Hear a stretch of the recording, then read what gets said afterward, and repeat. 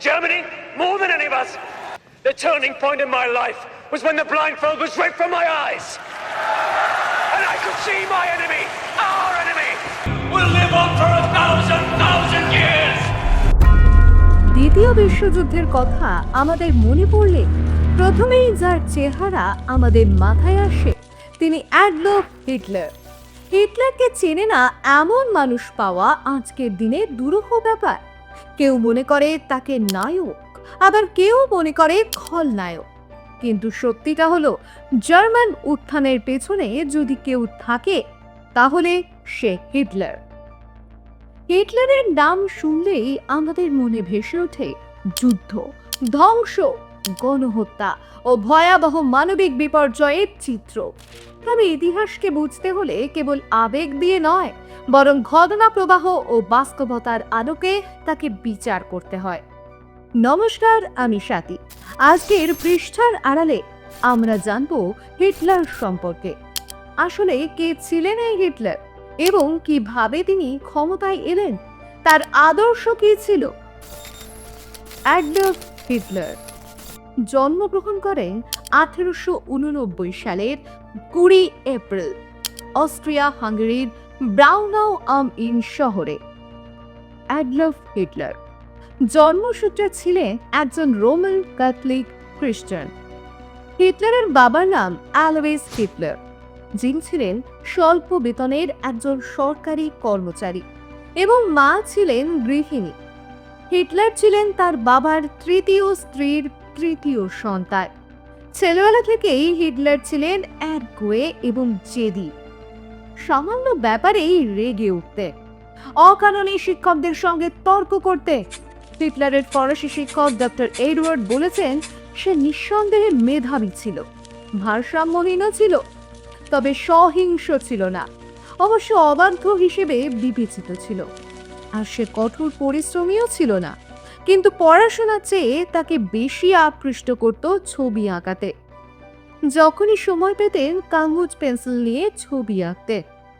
11 বছর বয়সে ঠিক করলেন আর পড়াশোনা নয়, এবার পুরোপুরি ছবি আঁকাতেই মনোযোগী হবে। তার ছবি দেখে অনেকে বলেছে তোমার আঁকায় স্থাপত্যের প্রতি আগ্রহ আছে, কিন্তু শিল্পীর আত্মা নেই। হিটলারের বাবা স্থানীয় এক আর্ট স্কুলে ভর্তির চেষ্টা করলেন, কিন্তু ভর্তি পরীক্ষায় উত্তীর্ণ হতে পারলেন না। অগত্যা একটি বেসরকারি স্কুলে ভর্তি হলেন। হিটলারের ছোটবেলার বন্ধু অগাস্ট কুবিসেক বলেছে আত্মীয় স্বজনরা তাকে এমন ফালতু মনে করত যে কিনা সব ধরনের কঠিন কাজ থেকে নিজেকে সরিয়ে রাখত। যার মনে এতটা ইহুদি বিদ্বেষ, তার কিনা প্রথম প্রেম ছিল এক ইহুদি কিশোরী।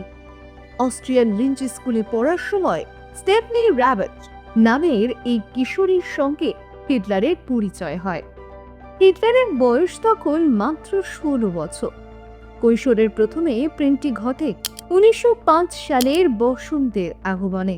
তবে হিটলারের ঘনিষ্ঠ নারীদের কথা বলতে গেলে সবার আগে অবধারিতভাবে যে নামটি চলে আসবে তিনি এভা ব্রাউন।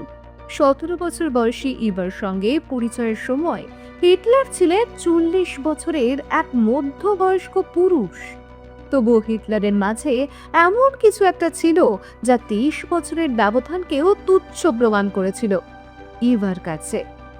এরপর ধীরে ধীরে হিটলারের বিভিন্ন পার্টিতে ইভার আনাগোনা শুরু হয়। হিটলারের বাড়িতেও যাতায়াত বাড়ে তাঁর, কিন্তু কেউ এলে লুকিয়ে পড়তে হতো তাঁকে। কখনো আবার ইভাকে নিজের সেক্রেটারি বলেও পরিচয় করাতেন হিটলার। নিজের দেশপ্রেমী ভাবমূর্তি টিকিয়ে রাখা নিয়ে বরাবর সচেতন ছিলেন হিটলার। তাই অবিবাহিত এবং নারীর সঙ্গ থেকে শত হস্ত দূরে বলে সাধারণ মানুষের সামনে নিজেকে তুলে ধরতেন তিনি।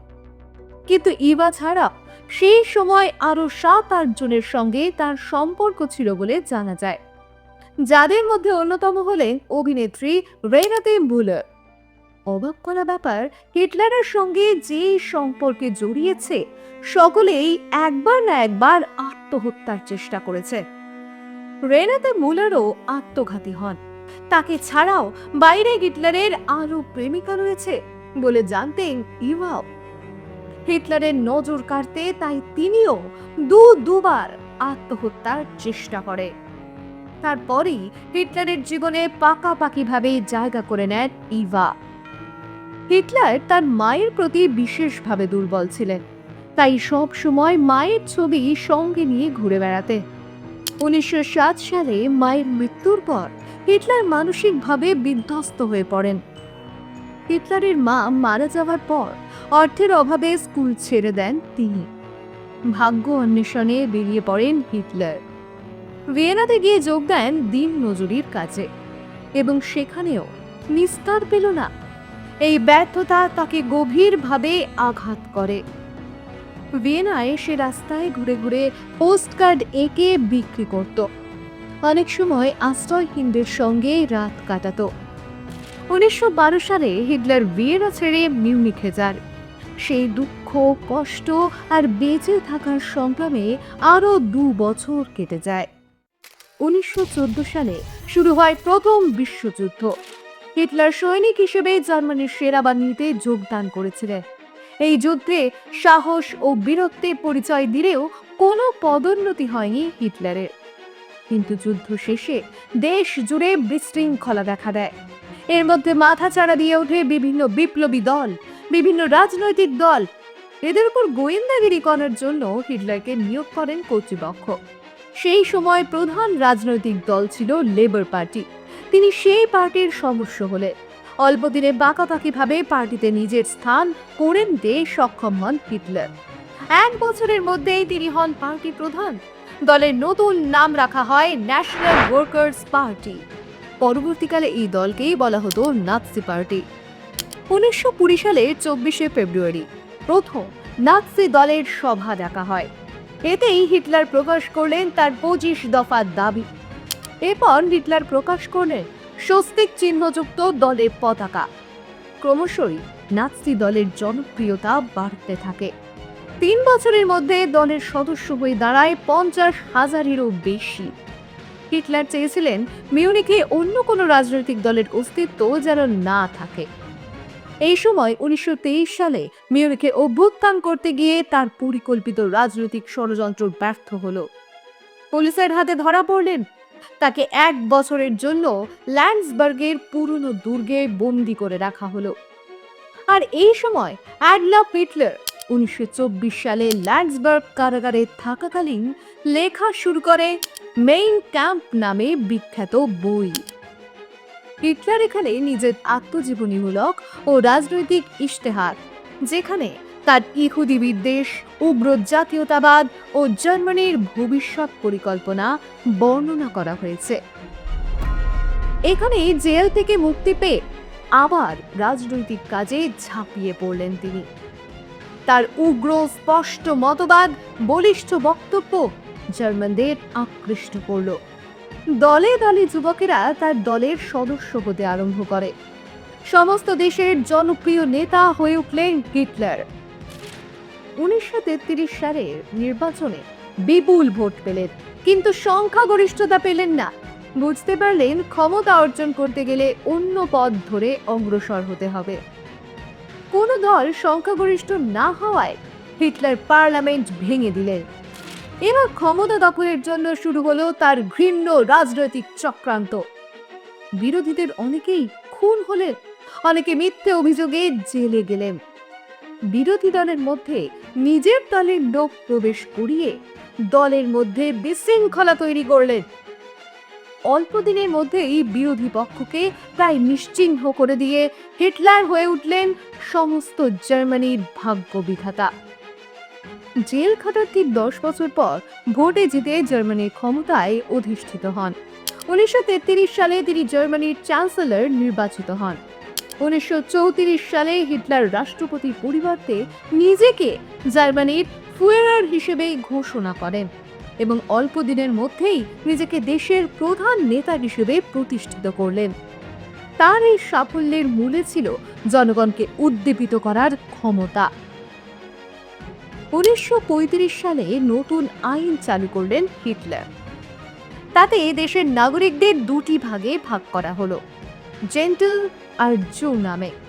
জেন্টল অর্থাৎ প্রকৃত জার্মান, যিনি আর জু বলতে বোঝানো হয়েছে বহিরাগত ইহুদিদের, যারা জার্মানিতে সম্পূর্ণভাবে থাকতে পারবে না, কাজ করবে, কাজ মিটে গেলে চলে যেতে হবে। তার কথা একটাই ছিল, জার্মান শুধু জার্মানির জন্য। এটা কোনো চিড়িয়াখানা না যে কেউ এসে থাকতে শুরু করে দেবে। আর এইসব করেছেন জার্মানির জন্য, নিজের দেশের প্রতি ভালোবাসার জন্য। এমনকি তিনি বিশ্বে প্রথম ধূমপান বিরোধী প্রচারণা করেন। এক জার্মান ডাক্তার ধূমপান ও ফুসফুস ক্যান্সারের মধ্যে নিবিড় সম্পর্ক আবিষ্কারের পর ধূমপানের ঘোর বিরোধী হয়ে পড়েন হিটলার। 1930 সালে তিনি প্রথম অ্যান্টি স্মোকিং ক্যাম্পেইন করেন। আর তোমাদের বলছি, প্লিজ সমস্ত নেশা থেকে দূরে থাকো, কারণ এই নেশা এক প্রকার রাজনীতি, যেটা আমরা কেউ জানি না। এটা সম্পূর্ণরূপে বর্জন করুন। যাই হোক, 1939 থেকে 1945 সাল পর্যন্ত নিজস্ব মিলিটারিদের মধ্যেও কঠোরভাবে ধূমপান নিষিদ্ধ করেন তিনি। জানলে অবাক হবেন, নোবেল প্রাইজের জন্য মনোনীত হয়েছিলেন হিটলার।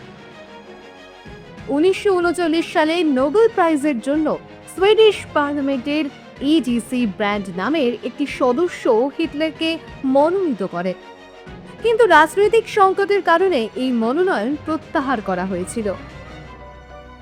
এক কথায় হিটলার জার্মান জাতিকে শ্রেষ্ঠ জাতি হিসেবে প্রতিষ্ঠা করতে চেয়েছিলেন, আর এটাই ছিল তার প্রধান লক্ষ্য। সালটা তখন 1939। পোল্যান্ডের কাছে তৎকালীন নাৎসি বাহিনীর করিডোর দাবি করলেন হিটলার, যাতে এই অঞ্চলে সৈন্য সমাবেশ ঘটাতে পারেন। পোল্যান্ডের সরকার তার এই দাবি সরাসরি প্রত্যাখ্যান করলেন।